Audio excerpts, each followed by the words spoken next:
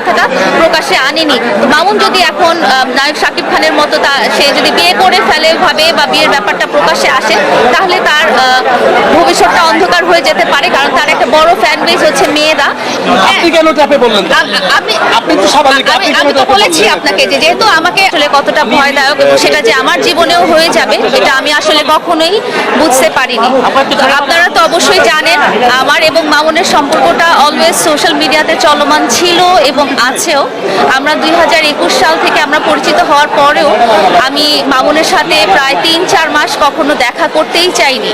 ফোনে কথা বলার পরও কখনো আমি দেখা করতেই চাইনি, বিবেচনা করে ওর পারিপার্শ্বিক অবস্থা এবং আমার পারিপার্শ্বিক অবস্থা সমস্ত কিছু বিচার বিবেচনা করেও আমি কিন্তু মামুনের সাথে দেখা করতেই চাইনি। তার সাথে বন্ধুত্ব বা প্রেমের সম্পর্ক করা তো অনেক পরের ব্যাপার।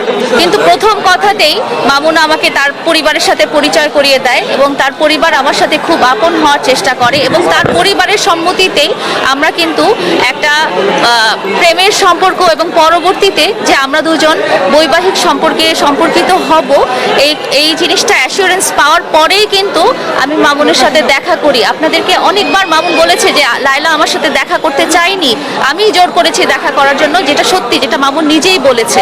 আমি কোনোদিনও এই ধরনের সম্পর্কে আসলে জড়াতে চাইনি, কিন্তু হাজার হলেও আমরা মানুষ। এবং যখন আমি দেখেছি যে আপনারা তো জানেন আমার আপনাদের মধ্যে অনেকেই দেখেছেন আমার সংসারটা এবং আপনারা আমার ব্যাকগ্রাউন্ডটাও জানেন যে আমি আসলে একটা ব্রোকেন সংসার থেকে এসেছিলাম এবং সেই মুহূর্তে আমি মানসিকভাবে অনেক ভেঙে পড়েছিলাম। আমার সন্তানাদি আমার কাছে খুব গুরুত্বপূর্ণ ছিল। তো এই একটা ট্রানজিশন টাইমে যখন মামুন এবং মামুনের মা স্পেশালি এবং তার পুরো পরিবার যখন আমার প্রতি সহানুভূতিশীল হলো এবং আমার সমস্ত পরিস্থিতি পরিবেশ জেনে তারা যখন এই বিয়ের সম্পর্কটা কথা বলতে থাকলো এবং যখন দেখলাম যে তাদেরও আমার সমস্ত ব্যাকগ্রাউন্ড জানার পরও এবং আমার অবস্থান জানার পরও তারা তাদের ভালোবাসা বা তাদের যত্ন কেয়ার এ সমস্ত অব্যাহত থাকছিল, তো তখনই আমি আসলে তার সাথে একটা সম্পর্কে জড়াতে রাজি হই। পরবর্তীতে যেহেতু আপনারা জানেন যে মামুনের থাকার অবস্থান প্রবলেম হচ্ছিল ওর বিভিন্ন চালচলনের কারণে এবং নানা রকম তাদের সোসাইটির কারণে তারা যখন তাদের যখন নিজেদের কোনো বাসস্থান ছিল না, তখন তার মা এসে বলে যে ওর তো এই মুহূর্তে একটা ভালো থাকার জায়গা নেই, সো তোমরা দুজন এক কাজ করো, তুমি যেহেতু বাচ্চাদের সাথেই থাকো তো তুমি মামুনও এখানে থাকুক, তোমাদের তো বিয়ে শাদী ব্যাপারটা হচ্ছেই। যেহেতু পরিবারের কাছ থেকে এবং আমার ভালোবাসার মানুষ মামুনের কাছ থেকে আমি এই আশ্বাসটা পেয়েছি। সো এই আশ্বাসটা পাওয়ার পরও আরও যেটা হয়েছে যে মামুন এবং মামুনের মা স্পেশালি এবং মামুনের ভাই বোন বাবা সবাই আমার সন্তানদের প্রতি খুবই যত্নশীল ছিল এবং আমার ছোট বাচ্চাটার ব্যাপারে আপনারা হয়তো জানেন না, সে একটা স্পেশাল চাইল্ড, তার মধ্যে অনেক কমপ্লিকেসি আছে, সে অটিস্টিক বেবি এবং তার মধ্যে অটিজম আছে, ADHD আছে, স্লিপ ডিসঅর্ডার আছে। সো মামুন এবং মামুনের মা এবং তার পুরো পরিবার আমার বাচ্চাটার প্রতি খুবই যত্নশীল দেখিয়ে আমার দুর্বল স্থানে আসলে তারা জায়গা করে নিয়েছেন। তারা বুঝেছেন যে একটা মায়ের কাছে একটা সন্তানের মূল্যটাই আসলে অনেক বেশি। তারা যখন সন্তানটাকে কেয়ার করতে পারবে, যত্ন করতে পারবে, আদর ভালোবাসা করতে পারবে, তখন কিন্তু তারা আমার মনটা পুরোটাই জয় করে নিয়েছে। প্রশ্ন আসতে চাই, প্রশ্নটা পরে পুরোটাই জয় করে নিয়েছে। তারপরে যখন আমরা একসাথে থাকা শুরু করি তো তখন আমি ওকে বলি যে আসলে এইভাবে আমরা একসাথে থাকতে পারি না, যদিও তোমার মা আমার বাসায় অবস্থান করছে তারপরেও আমরা আসলে একসাথে থাকতে পারি না। তখন আমাকে উদাহরণ দেওয়া হয় যে মামুন যেহেতু একটা ভালো সোসাইটিতে চলে আসছে এবং তোমার যেহেতু ফিনান্সিয়াল এবং সোশ্যাল একটা ব্যাকআপ পাচ্ছে, তো এই ব্যাকআপটার জন্য সে আসলে সারা জীবন ওয়েট করেছিল এবং বিভিন্নভাবে সে উপরে ওঠার চেষ্টা করছিল। তো এই ব্যাকআপটার জন্য আসলে ও ফোকাস করছে যে নায়ক শাকিব খানের মতো হবে এবং তোমরা দেখেছো যে নায়ক শাকিব খান কিন্তু কখনো বিয়ের কথাটা প্রকাশ্যে আনেনি। মামুন যদি এখন নায়ক শাকিব খানের মতো সে যদি বিয়ে করে ফেলে ভাবে বা বিয়ের ব্যাপারটা প্রকাশ্যে আসে, তাহলে তার ভবিষ্যৎটা অন্ধকার হয়ে যেতে পারে, কারণ তার একটা বড় ফ্যান বেস হচ্ছে মেয়েরা এবং তার মানে আছে যে সম্ভাব্য সে সিনেমা করবে এবং কতজন প্রডিউসার ডাইরেক্টরের সাথে আমি নিজেও কথা বলেছি। তো এই ব্যাপারটা আসলে তখন দর্শকপ্রিয়তা হারাবে। তো তুমি তার সহযোগী হিসেবে, সহধর্মিনী হিসেবে কখনোই চাও না। তুমি সবসময় বলে এসেছো যে মামুনকে সামনে রেখে এসেছো এবং বলেছো যে তার ক্যারিয়ারটা তুমি ঠিকমতো যাতে প্রস্ফলন ঘটে সেইভাবেই তুমি সাহায্য করবে। তো তুমি এখন বিয়ের ব্যাপারটা কিছুদিন স্টপ রাখো। তো এভাবে যেভাবে হচ্ছে, তো একসাথে থাকার কারণে আসলে মামুন নানা রকম ভাবে আমাকে সিডিউস করতে পেরেছিল এবং সবচেয়ে বড় কথা আমি বলেছি যে আমার সন্তানদেরকে দ্বারা সে সিডিউস করতে পেরেছিল।